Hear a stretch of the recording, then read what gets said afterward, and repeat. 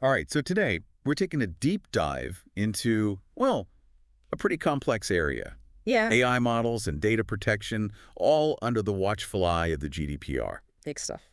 We're going right to the source for this one, dissecting the EDPB's Opinion 28/2024. It's fresh, it's relevant, and if you're a GDPR practitioner working with AI, this is like your essential listening. Definitely. And we're going beyond the surface here. I Right. want to pull out the real practical stuff, the nuances, the bits that'll actually make a difference in your work. Okay, so the EDPB kicks things off with a pretty fundamental question. Mm-hmm. Can an AI model, one trained on personal data, ever really be truly anonymous? Right. And that's the core of it, right? Like Yeah, for GDPR compliance, we have to nail this down. totally. So what's the verdict? Well, the opinion makes it clear that there's no easy answer. It's not just a yes or no. You might not see the personal data right there in the output. Okay. But that doesn't mean it's not hiding somewhere, like tucked away in the model's parameters. Oh, interesting. Yeah, they call this absorbed data. Absorbed data. It's a bit of a head scratcher, a little unsettling if you ask me. I could see that. Imagine a model predicting customer churn, right? Okay. And it's using, let's say, really sensitive financial data to do that. Even if the only thing it spits out is a probability score, Yeah. there could still be traces, fingerprints of that financial data, like woven into the very fabric of the model. So even if during the training you've gone through the whole de-identification process, those traces could still be a risk to anonymity. Exactly. The opinion's pushing us to look deeper, go beyond just the output. Think about the potential for re-identification based on what the model's soaked up during its training. Okay, so that makes sense. So how do we actually figure out if a model is truly anonymous? Does the EDPB give us any tools for that? They do, actually. In Section 3.2.1, they lay out a framework for determining anonymity. Okay. It builds on existing guidance, stuff like the WP29 Opinion 052014 on anonymization techniques. Right, right. Familiar territory. Yeah. But it also adds some new wrinkles, new things to consider. Like what? Well, one big one is this idea of reasonably likely means of identification. Reasonably likely. Yeah, so it shifts the focus away from just any abstract possibility of re-identification. Instead, it's all about objective factors. Oh, I like that. More concrete. So what kind of factors are we talking about? Well, you got to look at the data itself, its characteristics, Okay. then the model, how it works, what it's designed to do, Got it. the context, obviously, where and how it's being used, Yeah. any extra bits of information that could be linked to the data, Oh, right, right. and, of course, the tech. What's out there? What could someone use to try and re-identify individuals? Okay. Makes sense. It's a pretty comprehensive assessment. So it's not just about what the data controller can do, Yeah. right? It's about anyone, really, even if they weren't supposed to get access to the model. Yeah. Someone could still try and re-identify people. Absolutely. That really expands our responsibility. It does. So think about data transfers, right? Yeah, big time. You're sharing a model with another organization. Mhm. You need to really think about their potential, or anyone they might share it with, to re-identify individuals. Precisely. That due diligence is crucial. All right, this is where things get, I think, very real for GDPR practitioners. Right down to the ground level. If I'm out there in the field, what steps should I be taking to actually demonstrate that the AI models I'm working with are genuinely anonymous? Like, what's going to catch the eye of a supervisory authority? It's documentation. Documentation. Section 3.2.2 spells it out. They're going to want to see that paper trail. Makes sense. Starting with your DPIAs, your data protection impact assessments. Ah, the DPIAs, of course. So within the DPIAs, we need to spell out the risks of processing personal data in the model and how we're going to mitigate them. Absolutely. Clear, detailed, thorough. And, I mean, it goes without saying, your DPO needs to be involved every step of the way. Oh, for sure. Their guidance is invaluable in this whole process. Totally. So DPIAs, check. What else? Well, you also need to show what you've done on the technical side and organizationally during the design phase to make identification less likely. Okay. Did you use techniques like differential privacy during training? That can really minimize the impact of individual data points. Right. Have you restricted access to the model and its training data? Yeah. All of this needs to be meticulously documented. So it's not enough to just have done these things. Yep. You have to be able to prove that you've thought them through integrated them into your whole development process. That's right. And the documentation, it can't just stop there. Oh, so it's an ongoing thing. It has to cover the entire life cycle of the model. You're constantly verifying, demonstrating that you're maintaining that anonymity. So give me an example. What does that kind of verification look like in practice? Sure. It goes beyond just saying, well, in theory, this is resistant to re-identification. Right. You need to actually test it, right? You got it. The opinion stresses the importance of testing against specific attack types, like membership inference attacks. Someone's trying to figure out if a particular individual's data was used in the training set. Yeah. If an attacker can do that. Not anonymous. Exactly. And the opinion lists a bunch more attacks to think about. Things like attribute inference, data exfiltration, Oh, wow. training data regurgitation, model inversion, reconstruction attacks. Okay. It's a lot. So we got to be thinking like the bad guys. Yeah, you have to try and break your own model. Right. Find the weaknesses. Yeah. Wow. So getting to genuine anonymity in AI models, that's quite a challenge. It's a journey. It is. But what if, even after all this, we just can't definitively prove that our model is anonymous? What then? Well, then we might need to explore other legal bases for processing that personal data, Okay. like legitimate interests. Legitimate interest. But that's a whole other can of worms, right? It is indeed. It's a delicate balancing act. Well, that sounds like the perfect place to pick up in our next segment. I think so. We'll untangle that whole legitimate interest thing, look at the three-step test, Yes. and really dive deep into the risks and considerations that come with using that as your legal basis for AI processing. Sounds good. Okay, so legitimate interest. Yeah. As a legal basis for processing personal data in our AI models. A bit of a minefield, right? It can be.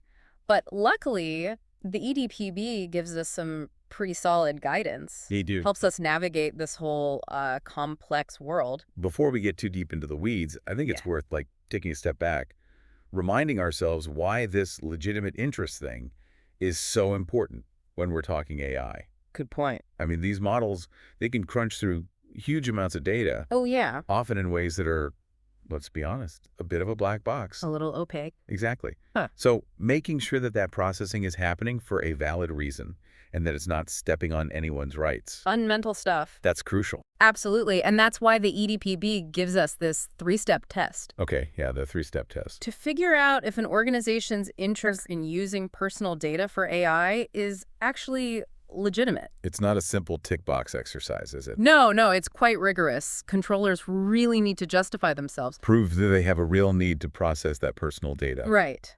Not just, well, we think it'd be nice. All right, let's walk through it then. What's the first hurdle? First, you gotta identify the specific legitimate interest you're chasing. Okay. And it can't just be any old interest. No. It has to be lawful, obviously. Of course. Clearly defined, like no ambiguity. Right. And it has to be based on a genuine need, something concrete, something real. So improving user experience is probably a bit too vague. Yeah, that's a classic example. You need to get specific.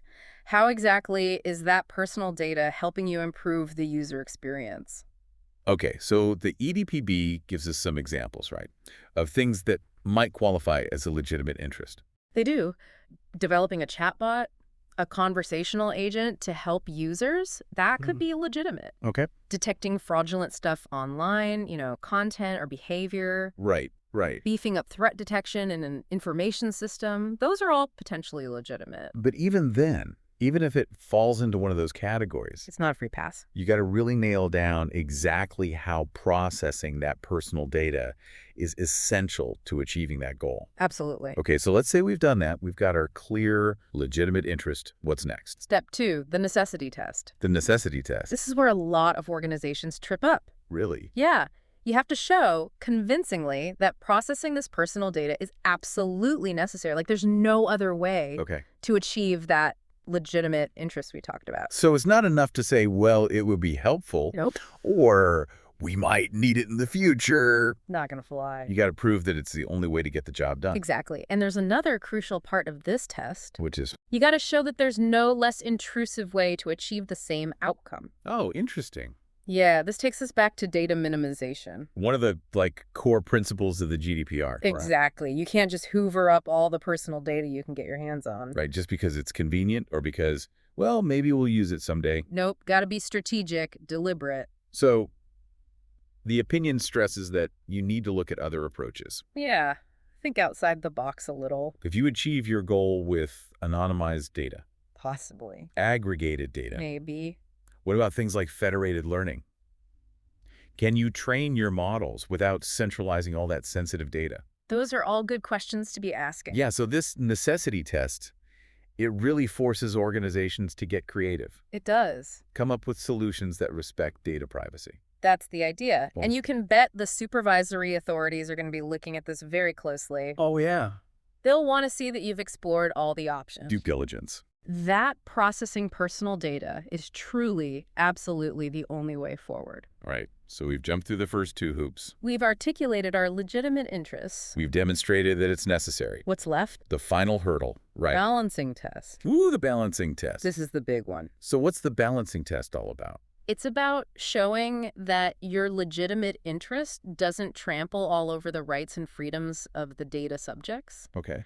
Their interests, their fundamental rights. That sounds incredibly tricky. It can be. It requires a real understanding of the potential risks. Right, the risks to individuals. The opinion gives us a whole list of rights we need to consider. Okay. The right to private life, obviously, data protection, Mm-hmm. freedom of expression, mental health, non-discrimination, security. Wow, that's a lot to keep in mind. It is. It's a delicate balancing act. Can you give me some concrete examples, maybe, of how these risks could actually play out when we're processing data with AI? Sure. Let's take the right to private life.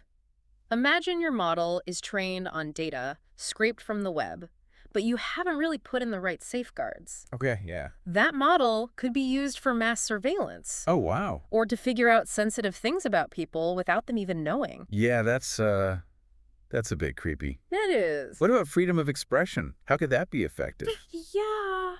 Well, AI models can be used to filter content, block certain types of speech. Right.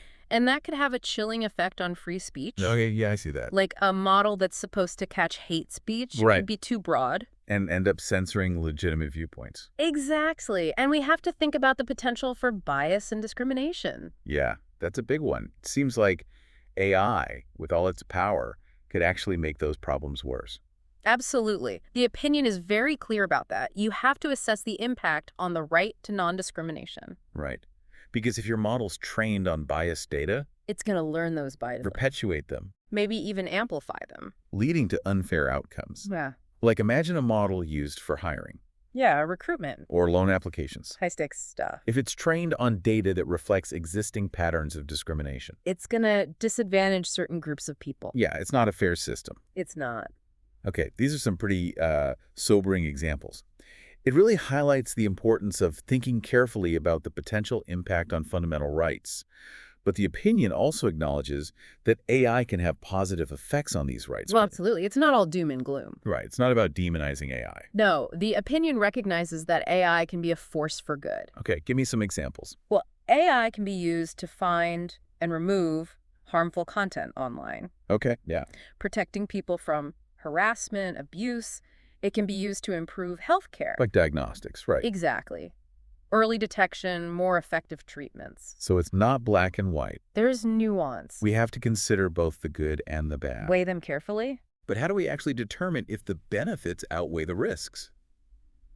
This balancing test, it seems very subjective. It is subjective, but the EDPB gives us some pointers. But they do. They say we need to consider reasonable expectations. Reasonable expectations. What does that even mean in this context? Basically, put yourself in the data subject's shoes. Okay. Would they reasonably expect their data to be used in this way?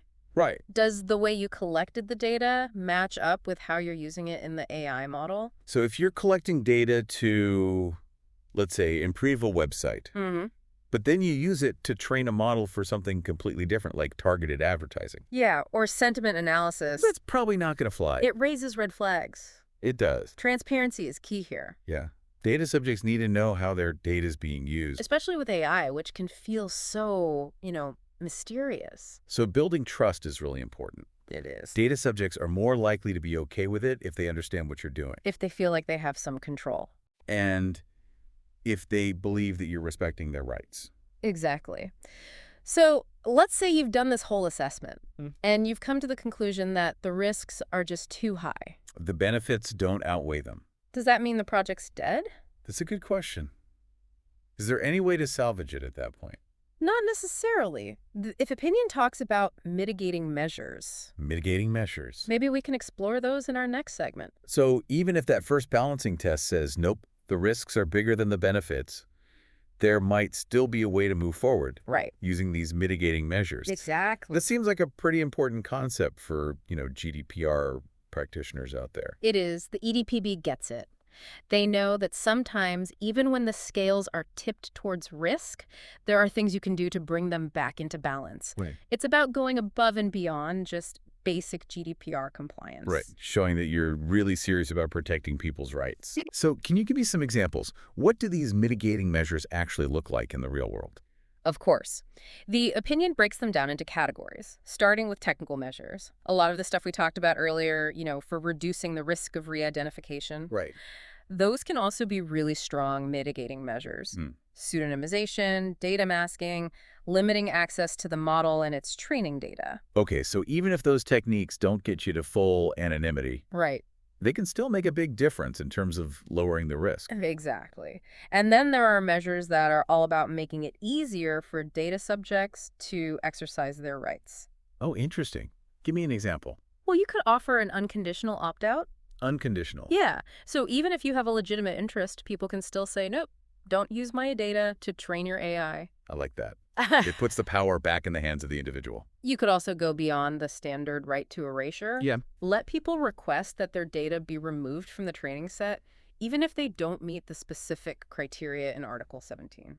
So more flexibility. Right, being responsive to people's concerns. It seems like transparency is another key part of this. Absolutely. The opinion's really clear about that. Transparency means more than just checking the boxes for basic GDPR info requirements. Right. It's about being proactive. Exactly. You could publish information about your models, Okay. how they work, what data they're trained on, the steps you've taken to protect that data.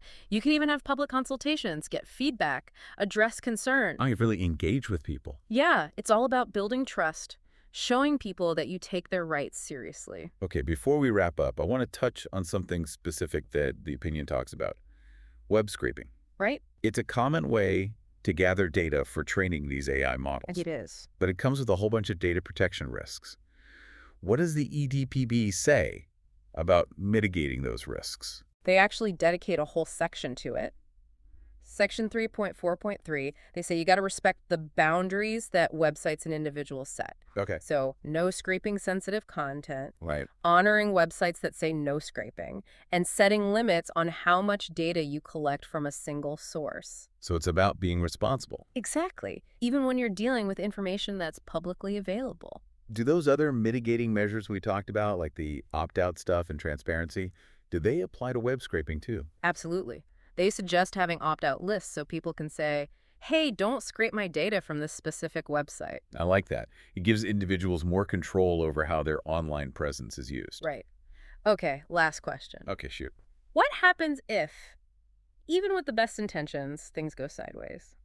What if personal data is processed unlawfully during the development of an AI model? Oh, that's a good question. What are the consequences? The opinion's pretty clear on this. Section 3.4, they lay out 3 scenarios. Okay, let's hear them. The first was pretty straightforward. One controller, they unlawfully process personal data during development, and then they just keep using that same data in the deployed model. So they haven't tried to fix the problem. Nope.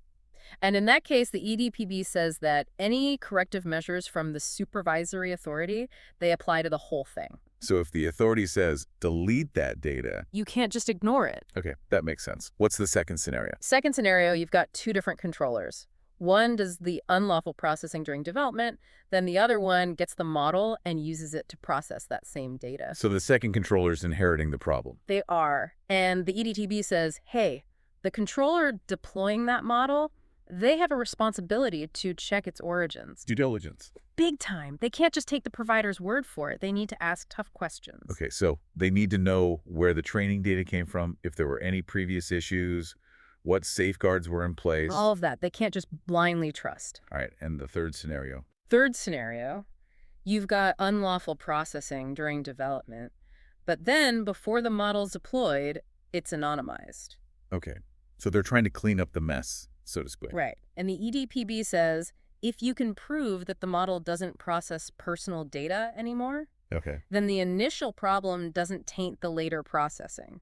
So there's a chance to redeem yourself. There is, but you have to be able to back it up. Solid documentation, thorough testing. High bar. It is. Well, this has been an incredibly insightful deep dive. We've covered so much. Anonymity, legitimate interest, those mitigating measures, and even what happens when things go wrong.